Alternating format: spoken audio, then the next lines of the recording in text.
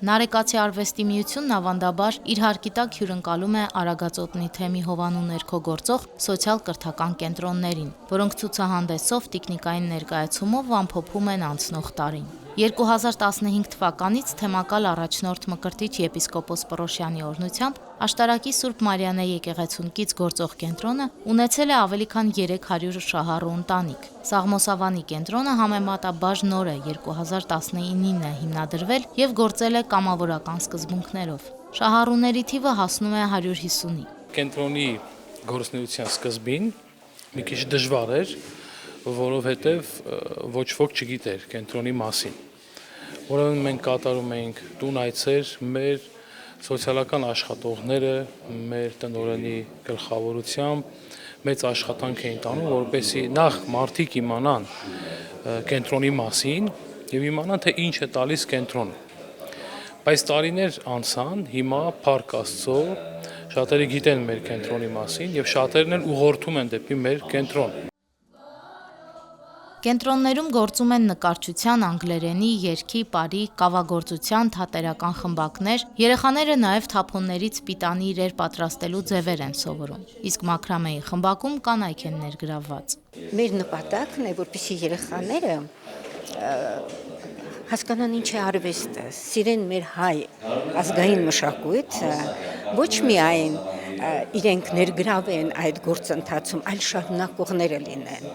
Եվ տարեց տարի մենք տեսնում ենք մեր երեխաների գործերը, այդ դուք կարող եք ցուցահանդեսին ներկայեք եւ կարող եք տեսնել ինչ նկարներ են անում արդեն մեր երեխաները։ Միայն այս տարվա ընթացքում մենք մասնակցել ենք կենտրոնով 2 ուրեմն ցուցահանդեսներին, որը կազմակերպված էր մեր մշակույթի նախարարության կողմից եւ 2-ին մենք վերցրել ենք մրցանակներ։ Սոցիալ-կրթական կենտրոն գնում եմ 8-9 տարեկանից եւ բնականաբար այդ փոքր տարեկից արդեն պարզ կներ, որ եթե հաճախել եմ, ուրեմն փոփոխություններ եղել են։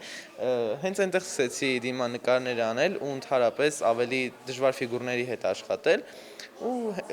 սոցիալ-կրթական կենտրոնը ինձ շատ օգնեց նկարելու համար։ Դանիել Վարուժանին իր հիմնական նկարը, որ հենց խոսում են Դանիել Վարուժանի մասին, բոլորի աչքին գալիս է իր գրականության դասագրքի նկարը, ու հենց այդ նկարը որոշեցի նկարել, բայց իմ մոտ ինքնավոր խիստ է ստացվել։ Սոց կենտրոն հաճախում եմ 2.5 ամիս արդեն։ Նախ այնտեղ սովորեցի կավագործություն, հետո որ տեսա նկարչությունը այնտեղ նկարելը, նկարչությունը ավելի հավես է անցնում, այնտեղ որոշեցի նաև նկարչությունը համադրել եւ նկարչություն եւ կավագործություն, այնտեղ շատ բարի են, այնքան լավ մթնոլորտ կա, բոլորը այնքան իրար հետ այնքան բարի են, որ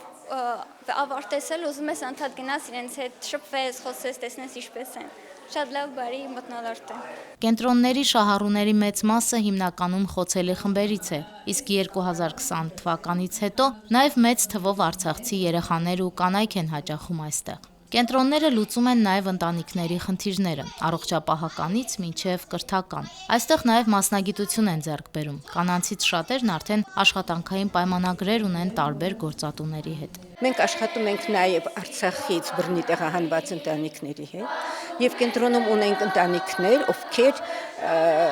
շնորհիվ նրան, որ կարողացել են մասնագիտություններ ստանալ, վարսահարդարման կամ կարոձևի, արդեն բացել են իրենց բիզնեսը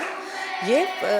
բավականին ոտքի են կանգնել, օգնում են իրենց ընտանիքին եւ բարելավել են իրենց տնտեսական վիճակը։ Կենտրոնում մեծ ուշադրություն են դարձնում հոգևոր դաստիարակությանը։ Աշտարակի Սուրբ Մարիանե եկեղեցուն կից սոցիալ-կրթական կենտրոնի պատասխանատու Տեր Փառենն ամեն շաբաթ հանդիպումներ է անցկացնում երեխաների հետ։ Միասին Աստվածաշունչ են ընթերցում, հոգևոր երգեր սովորում։ Այս կենտրոններ հաճախող երեխաները շնորհալի նարեկացի են ընթերցում։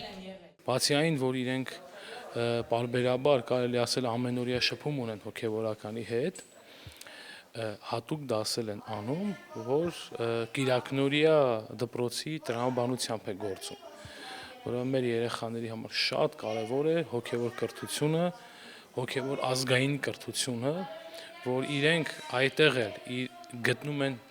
իրենց։